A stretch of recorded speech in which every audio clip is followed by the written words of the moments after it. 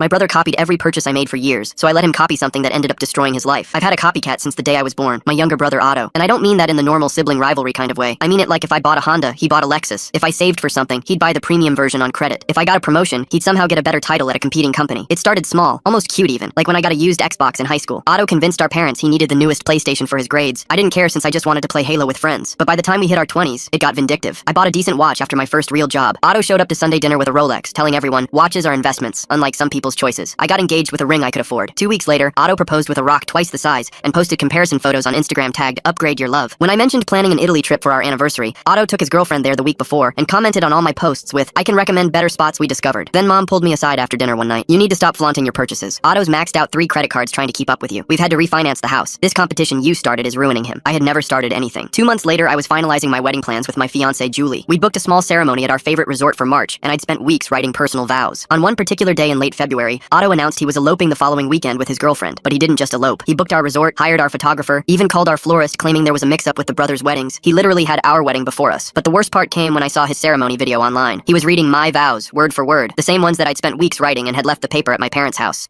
Julie watched those words coming out of Otto's mouth and collapsed. She cried for hours and kept saying, "Those were supposed to be mine. Ours. He just stole your vows like it meant nothing." We postponed our wedding indefinitely. That's when I decided to give Otto exactly what he wanted. A competition he couldn't win. I found the perfect trap. A beautiful colonial house from the outside, but a nightmare underneath. The inspection report from a realtor friend showed foundation cracks, black mold, flooding basement, and termite damage that would cost a fortune to fix. I started talking about the house at every family dinner, calling it a prize I desperately wanted. I showed Mom fake mortgage paperwork for more than we could actually afford. I acted obsessed with that particular house, making sure Otto would hear me every time. And after 3 weeks of building suspense, I announced that I'd given up because I couldn't save enough money. I even looked devastated. That house was our dream. I hope no one else buys it so I can get it back in the future. I knew Otto couldn't resist, and sure enough, he started hunting for it immediately. He found it on the market instantly, and the sellers had staged it brilliantly with fresh paint hiding water stains and furniture covering damaged floors. Otto didn't even tour it properly, and already made an offer on the first visit. He even waived the inspection to beat the imaginary competing bids I kept mentioning. And a week later, when he met me, he couldn't stop grinning. "Remember that house you couldn't afford? I just closed on it. Looks like it was meant for me and not for you. You should probably look for something cheaper." I didn't say anything back, knowing full well the disaster that was about to come. During the first month, his basement flooded during a light rain. Otto called me panicking at midnight, but I let it go to voicemail. Then foundation cracks spread across the walls, and he realized he desperately needed repairs, otherwise the house would collapse. But those repairs cost money that he didn't have after having bought a house in such a haste. So Otto showed up at my apartment uninvited, looking haggard. His clothes were wrinkled and he had dark circles under his eyes. He stared at me for a long moment before speaking. You knew about that house. You did this on purpose." I just shrugged and told him I'd never even gotten inside to see it, and besides, he had bought the house on his own. He couldn't prove anything. Our parents had already given him their savings for the down payment, and he ran out of money. 6 months later, Otto was in the middle of a divorce with his wife and living in our parents' basement. He told everyone I'd set him up, but he sounded more like a broken record than an actual victim.